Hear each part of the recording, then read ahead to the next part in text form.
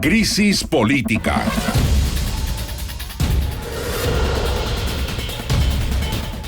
Son las 9:05 de la mañana y recibimos digitalmente en RPP al renunciante primer ministro Pedro Cateriano. Muy buenos días, señor Cateriano. Tenemos algunos inconvenientes con el audio, a ver si podemos probar con el señor Pedro Cateriano, a ver si es posible para podernos escuchar mejor. A ver si lo escuchamos. ¿Nos escucha Pedro Cateriano? Buenos días, Fernando. Ahora sí. Encantado de estar con ustedes. Sí, buenos días, Pedro Cateriano. Sin duda queremos hablar sobre qué viene por delante. Y usted ha subrayado que lo más importante es que el Perú pueda poner sus instituciones al servicio de la lucha contra la pandemia y por la reactivación económica. Pero antes de ver el futuro, queremos comprender lo que verdaderamente pasó de manera tal que el Congreso haya denegado la confianza a un gabinete recién constituido y en estas circunstancias difíciles. En el comercio del día de hoy, interrogado usted por el sentido de su referencia después de las 5 de la mañana de ayer a estar amenazado o estar bajo presión, usted dice puntualmente lo hizo el vicepresidente del Congreso, el señor Luis Valdés de APP, a su intervención en público, obvio. ¿Qué cosa es lo que Luis Valdés, vicepresidente, dijo que usted define como una amenaza y una conminación a su acción como primer ministro? Me conminó públicamente durante el debate parlamentario a que yo cambiara mis posturas, pero en realidad en mi última intervención yo lo dije abiertamente, mirándolo fijamente a los ojos al presidente del Congreso, Merino, que yo ya había estado advertido que si no cambiaba al ministro de Educación, no iba a recibir la extensión de confianza por cuanto no había consenso en el Congreso respecto a su permanencia en el cargo. ¿Y por qué hice referencia a esta situación, Fernando? Porque días antes el presidente del Congreso, Manuel Merino, me llamó y me dijo que tenía urgencia de conversar conmigo. Entonces yo concurrí al Palacio Legislativo y me reuní con él en su oficina. Y él en ese entonces me manifestó que no había el consenso al interior del Parlamento para extenderme el voto de confianza porque la ratificación en el cargo del ministro de Educación había ocasionado esa situación política. Yo naturalmente tomé debida nota de lo que me dijo el presidente del Congreso y antes de retirarme de su oficina le dije, lo que debes recordar es lo que aconteció durante el primer gobierno del presidente Belaúnde, en donde debido a la actuación del Parlamento generó una inestabilidad política que a la final terminó con el golpe de Estado de Velasco y que no era recomendable, menos en la emergencia que estábamos atravesando, generar un ambiente de inestabilidad política. Luego de esta reunión, el viernes, que es un día que generalmente no sesiona el Pleno del Congreso, aprobó interpelar al ministro de Educación. Ciertamente, luego de la reunión con el presidente del Congreso, yo tuve también un encuentro con el presidente Vizcarra y le comenté lo que me había dicho el presidente Merino. Cuando con el presidente Vizcarra reestructuramos el gabinete, una de las razones por las cuales se decidió mantener en el ejercicio de la función ministerial al ministro de Educación fue precisamente para dar un mensaje político de continuidad y apoyo a la reforma universitaria en el país. Sí, ¿cómo está, Pedro? ¿Qué tal? Bienvenido a Ampliación de Mónica. Noticias. A ver, queda claro que en la cronología que usted señala ha habido premeditación y ventaja de parte del Congreso, pero también ustedes y el Ejecutivo estaban advertidos de que esto podía pasar. Más allá de eso, usted se presenta en el Congreso y de alguna manera algunos de las personas que incluso han votado a favor de la confianza señalan que le pone abono al terreno, teniendo en cuenta que mantiene un discurso y lo consideran una especie de error táctico de solamente el reforzamiento de gestos con relación al sector económico. Es verdad que usted lo había dicho, pero ¿considera esto un error en esa circunstancia? Mónica, yo creo que ese es un pretexto, ¿no? Luego del mensaje a la nación del presidente Vizcarra, se solicitó públicamente y de todos los sectores políticos mayores explicaciones y que se dieran detalles respecto de las propuestas que había hecho el presidente Vizcarra. Es por esa razón que yo anuncié previamente que iba a poner un mayor énfasis en el aspecto económico, cosa que hice, pero de ninguna manera eso significaba dejar de lado, obviamente, el tema de la pandemia, que además lo ratifiqué en diversas oportunidades, era el primer objetivo y es el primer objetivo del presidente Vizcarra. Y quien conoce el manejo parlamentario sabe que hay luego de la exposición una ronda en la cual ya se puede entrar a una explicación más detallada, que dicho sea de paso ocurrió, pero pasadas las 4 de la mañana con la intervención amplia y específica de la doctora Mazzetti. O sea que eso se iba a dar. O sea, una mera excusa, entonces. ¿Cómo? Una mera excusa, digamos, poniendo el generales, titular. Diríamos que, a ver, cuando los congresistas dicen que he presentado muchas cosas, muchas propuestas que no se van a culminar, pero claro, yo no dije en ningún momento que durante el tiempo que iba a permanecer iba a construir toda la línea del teleférico de Choquequirao. Lo que sí, como luego lo dije ya a casi las 5:30 de la mañana, es que con la experiencia que tenía en el cargo, sí era consciente que ese proyecto lo podía destrabar. De hecho, en 4 días de trabajo intenso se viabilizó ese proyecto, y lo que sí manifesté es que lo podía dejar en marcha, que iba a destrabar no solo ese, sino los otros proyectos que había ofrecido. Sí. Esas cosas sí se podían hacer, naturalmente. La persona que no ha tenido ninguna experiencia en la gestión pública, como lamentablemente hay muchos congresistas que no conocen cómo se maneja el Estado, por ejemplo, los congresistas del FREPAP no tienen ningún conocimiento del manejo de la cosa pública. Afirmaban cosas que no tenían pues un sustento en la realidad. Pero esto forma parte de un debate democrático y abierto, ¿no? Así es. Don Pedro, ¿cómo está? Buenos días. Buenos días, Carlos. Tengo 2 preguntas puntuales. En primer lugar, en la reunión en la que usted participa con el presidente del Congreso, cuando lo convoca a usted para hablar sobre este tema y le menciona lo del ministro de Educación, ¿habían otros congresistas presentes? Y en segundo lugar, en la conversación, el presidente del Congreso le dijo a usted, le especificó a usted cuáles eran esas bancadas que tenían esa posición de no brindarle la confianza al gabinete, a no ser que usted cambiara al ministro Benavides. La reunión fue entre nosotros dos, no, por lo tanto no hubo testigos, y no mencionó qué bancadas se oponían. Ciertamente lo que me dijo es que no había consenso al interior del Congreso para extenderme la confianza, porque la presencia del ministro de Educación en el gabinete había ocasionado ese desencuentro. ¿Y qué cree que ha pasado con la bancada de Alianza para el Progreso? Porque ellos en su momento manifestaron su disposición a apoyarlo, pero de buenas a primeras se abstienen de votar. Obviamente eso contribuyó a que no le dieran la confianza. Pero ¿qué cree que pasó allí, señor Cateriano?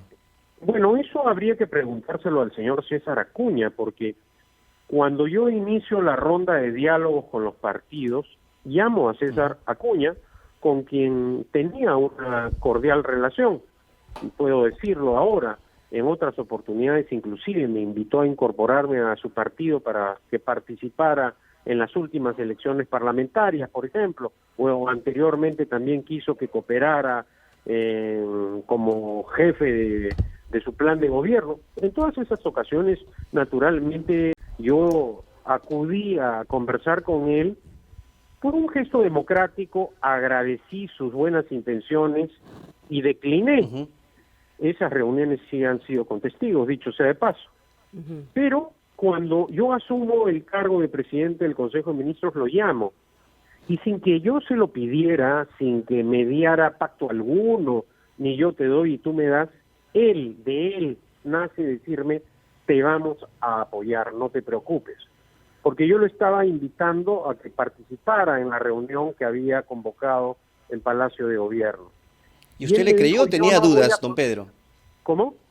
¿Usted le creyó o tenía dudas? Bueno, le estoy contando el tenor de la conversación. Entonces él me dijo, yo no voy a poder asistir porque estoy en Trujillo, pero van a concurrir los miembros del grupo parlamentario de ATP. Y así aconteció la conversación y luego efectivamente fueron los miembros de APP a la reunión que tuve en Palacio de Gobierno. Claro, me imagino que además en la respuesta que se ha dado en el Congreso, evidentemente no ha sido de ingenuidad y de respuesta a su discurso. Queda claro que una votación en bloque de esa naturaleza, en abstención, dice mucho más. Absolutamente coordinada, ¿no? Vamos a hacer una pausa. De una manera disciplinada, ¿no? Así es, Pedro. Y usted es un zorro antiguo también en la política y conocemos perfectamente cuál es el manejo en ese sentido, pero evidentemente la historia tiene que mirar con detenimiento a quienes pretenden llegar hacia hacer un gobierno. Pero vamos a hacer una pausa, Pedro, y vamos a regresar con más. Correcto. Son las 9:20 de la mañana, estamos conversando con el renunciante primer ministro Pedro Cateriano, que nos ha explicado cómo vivió él esta situación de hallarse bajo amenaza y conminación durante la sesión plenaria del Congreso el lunes pasado. Podríamos, señor Cateriano, seguir preguntándole sobre el rol jugado por el señor Urresti, que usted ha criticado, por el rol jugado de Acción Popular, por lo que nos ha dicho el penalista José Ugaz hace pocos minutos, sobre una red delincuencial que actúa al interior del Congreso, pero yo preferiría que nos transmita su experiencia del Estado peruano. ¿Qué es lo que no funciona? ¿Con qué dificultades se ha hallado usted en su vocación de hacer reformas y de concentrar los esfuerzos de la acción pública en la lucha contra la pandemia y en la reactivación económica? ¿Qué es lo que no viene marchando en el Perú para que nos hallemos mal en estos dos campos? Muchos contagiados y muertos y una caída brusca de nuestra economía. Bueno, hay varias razones que explican ello, Fernando. Por ejemplo, en el tema de la salud,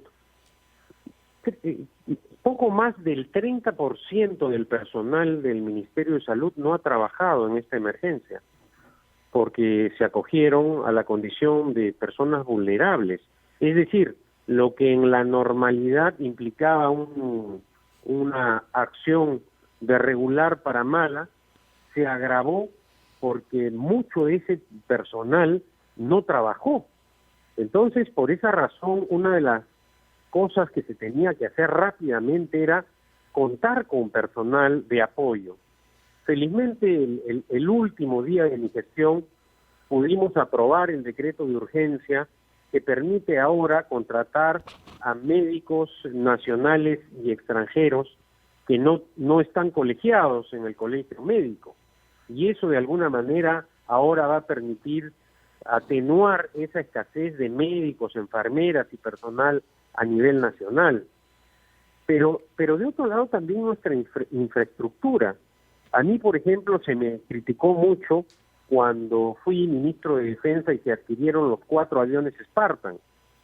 Bueno, los 4 aviones Spartan para esta emergencia han resultado poco, porque ya no solo debido a la gran demanda a nivel nacional se requerían más aviones, sino que algunos de ellos están con horas de vuelo límite y ahora necesitan mantenimiento. Y así sucesivamente, Fernando, es decir, cosas que en el pasado hemos discutido hasta el cansancio y se objetan, se boicotean, etcétera, al final en una situación ciertamente inimaginable como la que estamos pasando, demuestran las falencias del Estado peruano en su organización y diríamos también en su falta de recursos para enfrentarla, ¿no? Sí. Pedro, hablemos también en el presente. O sea, tenemos claro ya en cronología qué es lo que ha ocurrido al rechazarse la confianza.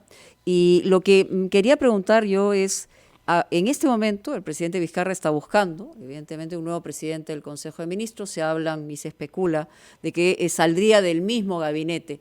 Pero hoy el jefe de Estado, en una situación ya de final de mandato, debe ver y debe saber con qué sector comienza a negociar.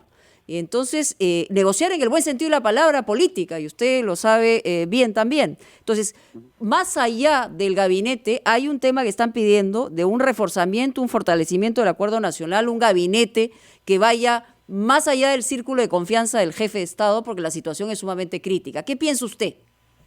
Bueno, naturalmente nadie, ningún peruano de buena voluntad desea que continúe la confrontación entre los poderes del Estado. Mónica, ¿a qué nos ha llevado este permanente enfrentamiento entre gobierno y parlamento? Terrible. Primero, a la renuncia de un presidente. Luego, a la disolución de un Congreso totalmente obstruccionista. Y ahora, que se pensaba que este parlamento iba a cambiar de actitud, insiste en lo mismo. Entonces, ciertamente hay que pensar en los objetivos superiores. Y en una situación tan dramática, tan urgente como la de esta crisis sanitaria, tenemos que priorizar los intereses de la ciudadanía, de la cantidad de enfermos, de la cantidad de dramas familiares que estamos viendo, ¿no? Ese es el objetivo central. Claro, pero luego ¿qué vendrán gestos? en la campaña electoral las discusiones, los ataques, se deslindarán responsabilidades, pero ahora la principal responsabilidad es atender la pandemia y relanzar la economía, Mónica. El país tampoco puede seguir paralizado. Por esa razón yo he exhortado a un clima de paz laboral que permita la continuidad de las labores, por ejemplo, de las minas. Este es un momento en que están subiendo los precios de los minerales, bloquear carreteras para impedir que se exporten los minerales, paralizar el trabajo de las minas constituye pues algo, diríamos, suicida para el progreso económico del país en este momento. Pero claro, yo lo que le preguntaba era en el momento inmediato, es decir, ¿qué tipo de gabinete debe tener el día de hoy el presidente? Yo no me refiero a nombres porque eso determinará el propio jefe de Estado, pero... Claro, naturalmente esa es una potestad del presidente de la República, ¿no? El presidente está seguramente analizando con quién va a contar en este momento o con quién puede contar en este momento para enfrentar esta crisis política y también sanitaria. Yo confío que hará una buena elección, pero el presidente Vizcarra es el presidente de las crisis, no solo de las crisis políticas, de las crisis sanitarias, que parece que en su caso son interminables. Por esa razón yo haría un llamado nuevamente a la unidad nacional, a deponer los legítimos intereses de las agrupaciones políticas y que ya en esta recta final apoyemos al gobierno del presidente Vizcarra, repito, al margen de las naturales y comprensibles diferencias políticas. Don Pedro, yo quisiera insistir en un tema que ya tocó Mónica, pero en estas horas transcurridas luego de la negativa de confianza, usted ha hecho una evaluación propia y, no sé, ¿en qué quizás usted se equivocó en corta gestión que tuvo como premier? Ya hemos escuchado algunas razones y críticas al discurso, en fin, muy prominero, muy pro Confiep, etcétera. Pero, por ejemplo, también se le criticó mucho la persistencia que tuvo usted en mantener en el cargo al ministro de Trabajo a pesar de las críticas que hubo. ¿Cuál es el mea culpa que usted haría? Le recuerdo, por ejemplo, declaraciones de Otto Guibovich. Dice, con tanta cantidad de votos en contra, el señor Cateriano debe asumir su responsabilidad. A ver, en primer lugar, calificarme a mí de defensor de la Confiep o simplemente es tener una absoluta desinformación de mi pasado político. En todo momento yo he condenado la dictadura de Fujimori y Montesinos. Ni un minuto he apoyado comunicados gremiales de esa institución, por el contrario, he criticado su silencio durante la dictadura. Sí. A mí no se me puede acusar de ser un defensor de la CONFIEP. Yo lo que hago y he hecho es la defensa de principios, porque creo en una economía libre, creo que la empresa privada es la fuente generadora de la riqueza, y la única manera que vamos a tener los peruanos de desterrar la pobreza es creando más empleos, creando más minas, construyendo más puertos, es decir, con una economía moderna que respete el medio ambiente, pero que no paralice las inversiones. La parálisis de las inversiones en el país es lo que más daño económico ha causado. Por esa razón he denunciado que cuando se cuestiona a la minería legal, ¿no? Esas mismas agrupaciones u ONGs o sectores guardan silencio frente a la minería ilegal que tanto daño le hace al país. Por eso durante mi presentación mostré unas imágenes del Perusat de la situación en Tambo Grande. Cuando se inició la campaña para evitar la inversión formal de la minería en Piura, se dijo que no íbamos a comer ceviche, que iba a desaparecer el limón, pero hoy en día nadie critica ni lucha con firmeza contra la minería ilegal. Ok, pero... don Pedro, lo que yo le... Sí. ¿Cómo? Lo que yo le preguntaba es que si usted en estas horas reconoce algún error que haya cometido en esta gestión que tuvo. Seguramente, por ejemplo, pequé de ingenuo en haber creído en la palabra del señor Acuña, ¿no? Ya. Seguramente, la insistencia en el ministro de Trabajo. El ministro de Trabajo, ¿qué insistencia? Si estaba ya nombrado no lo podía sacar. De otro lado, pienso que no me he equivocado, porque el trabajo que ha hecho en estos pocos días el señor Ruggiero ha sido positivo, Muy bien. Ha sido brevísimo, ha colaborado, ha trabajado intensamente, no ha tenido la oportunidad de darse a conocer. Creo también que la acción gubernativa que ha tenido en estos pocos días el ministro Belaúnde ha sido positiva en tratar de solucionar el problema de Espinar. Esta es otra cosa también incomprensible, que en plena crisis de Espinar se atente contra la estabilidad ministerial. Pero en fin, ahora, yo he puesto todos mis esfuerzos, he dialogado con todos, solamente una agrupación se negó al diálogo, que precisamente han sido los mayores críticos, ¿no? Vega, Marta Chávez y Antauro Humala votan igual, ahora tienen el mismo pensamiento político y la misma acción. No solo ahora, la votación del gabinete Ceballos también reflejó que ahora la señora Marta Chávez está al lado de Antauro Humala, de la UPP y de los sectores radicales. ¿Se sorprendió que el resto de Fuerza Popular votara a favor suyo? Me sorprendió, sí, yo creí que se iban a abstener, como ocurrió en la anterior oportunidad. Naturalmente, este gesto lo agradezco, no borra ni hace desaparecer las discrepancias políticas que tengo con Fuerza Popular, que son absolutamente insalvables, pero ciertamente es un gesto político que agradezco. Vamos a hacer una pausa, porque ¿no? Hay otra ronda más de preguntas, de ampliación de noticias. Mónica, sobre el futuro. Sobre el futuro, sobre el presente, digamos, que es un presente bien incierto, ¿no? El señor Cateriano. Sí. Vamos a pausa, ya regresamos. Son las 9:38, estamos entrevistando al renunciante presidente del Consejo de Ministros, Pedro Cateriano. Señor Cateriano, usted es uno de los raros políticos en la escena peruana que actúa de acuerdo a una doctrina política. Tengo entendido que está en imprenta ya un ensayo reciente suyo sobre el compromiso político de Mario Vargas Llosa, que es una de sus grandes figuras inspiradoras. Por eso quería preguntarle, la posición política que usted representa y que le ha permitido actuar con independencia en dos gobiernos diferentes con signos políticos diferentes desde su posición doctrinaria, ¿quién la recoge en las elecciones que están en curso? Es decir, ¿sobre qué fuerzas políticas cree usted que se puede apoyar en el proyecto político que usted quería llevar a la práctica también como primer ministro?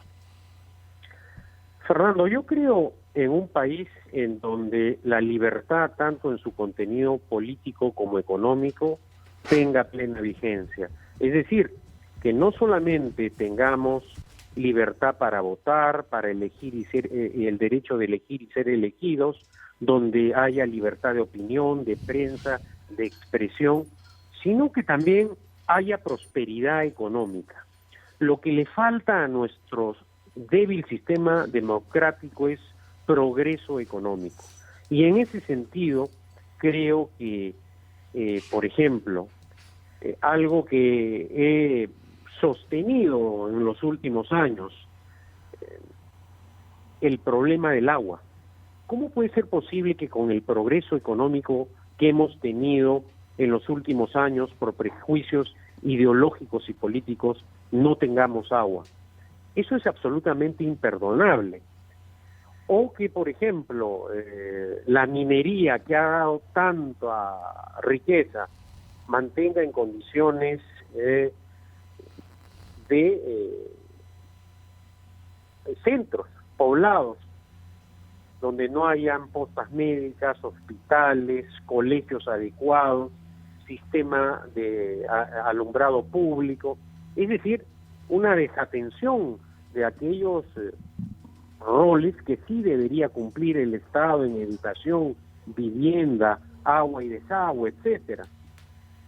Ese es un objetivo naturalmente incumplido, ¿no? Y que creo, por lo menos en las agrupaciones que forman actualmente parte integrante del Parlamento, no veo con claridad ninguna agrupación política que pueda cumplir con esos objetivos según las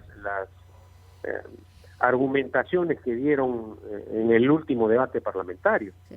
Pedro, yo había señalado que es bien importante también ver el presente inmediato, ¿no? Y lo que queda claro y se ha puesto en evidencia, no solamente en los últimos 3 años, es la precariedad de la institucionalidad en nuestro país. Pero el presidente Vizcarra, que usted ha señalado, y efectivamente coincide, el presidente de las crisis, ¿no?, que ha llegado en una circunstancia que todos ya conocemos, está pues sumamente solo. Es un presidente que no tiene partido político, no tiene representación. Es capaz hoy, en esa soledad, en el último año de gobierno, de negociar, de ver algún tipo de acuerdo para salir adelante, y no solamente, porque ya lo hemos visto en ocasiones anteriores, o sea, polariza, gana en relación a la ciudadanía, pero ya no estamos en esa circunstancia porque estamos en una peor, que es la pandemia. Entonces, ¿cómo manejarse hoy para poder salir de esto y de una manera más o menos aceptable que garantice el bicentenario, ¿no? Bueno, y ya que toca, Mónica, el tema del presidente Vizcarra, yo quiero aprovechar esta ocasión, en primer lugar, para agradecerle la oportunidad que me dio de servir nuevamente a mi país. Le he dicho personalmente que ha sido un honor trabajar a su lado. Creo y coincido con lo que señalas, que no tiene equipo, no tiene partido, y eso hace más difícil su labor, precisamente. Él asumió luego de la renuncia del presidente Kuczynski, posteriormente tuvo el conflicto con el Parlamento, que él no propició, convocó un referéndum que el pueblo lo avaló. Posteriormente, cuando se creía que íbamos a salir de los problemas con la elección del nuevo Congreso, surgió esta pandemia y nuevamente tenemos un conflicto con el Parlamento. Yo confío primero que todos los peruanos pongamos lo mejor que tenemos para lograr un ambiente de tranquilidad y que apoyemos al presidente Vizcarra, porque esta no es una tarea solo del presidente Vizcarra. Esto debe ser un esfuerzo nacional Y en este contexto de la gravedad de esta crisis, debemos no solamente hacer el llamado a la unidad, sino que esa unidad se vea concretada. ¿Cree que Tal vez algunos acaso congresistas... ese espacio pueda ser el acuerdo nacional que él había anunciado a través de este Pacto Perú en el último mensaje de Fiestas Patrias? Ojalá que esta convocatoria tenga acogida y que el nuevo presidente o la nueva presidenta del Consejo de Ministros que concurra al Congreso obtenga el voto de confianza, porque es absolutamente urgente y necesario retomar la calma política. ¿No cree que hay una vacancia en ciernes? Eso es lo que quería preguntar, Carlos. Perdóname, Bueno, solamente ese una sería reflexión. el peor escenario para el país, y hay que condenar esa clase de aventuras o de indicios, ¿no? El país no está en estos momentos para esa clase de aventuras, ¿no? Sería lo peor que pudiese acontecer nuevamente volver al golpismo. El drama del Perú ha sido el golpismo, Mónica, y no volvemos, no hay que pensar nunca más en que la solución para el país es la dictadura. Don Pedro, una última pregunta de mi parte. ¿Cuál es su evaluación en términos generales de la labor de este Congreso? Mucho se esperaba de este Parlamento después del anterior, después de que fue disuelto el anterior. ¿Y cuál es la responsabilidad que nos toca ahora a nosotros como ciudadanos con relación al próximo proceso electoral? A ver, este Congreso no ha vulnerado el orden constitucional como el anterior, que fue disuelto, pero desde el punto de vista económico, la tentación populista de este Parlamento y las políticas económicas marcadamente chavistas, hay que decirlo, que algunos de los sectores políticos del Parlamento, como UPP o hasta el propio FREPAC y paradójicamente el general Urresti, su política económica es casi calcada a la de Alan García en su primer gobierno.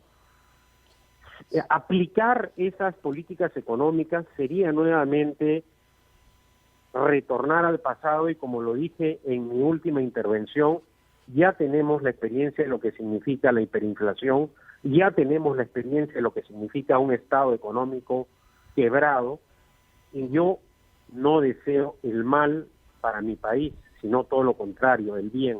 Y en ese sentido hay que continuar con el esfuerzo para aplicar una política económica adecuada que permita el desarrollo más justo del país.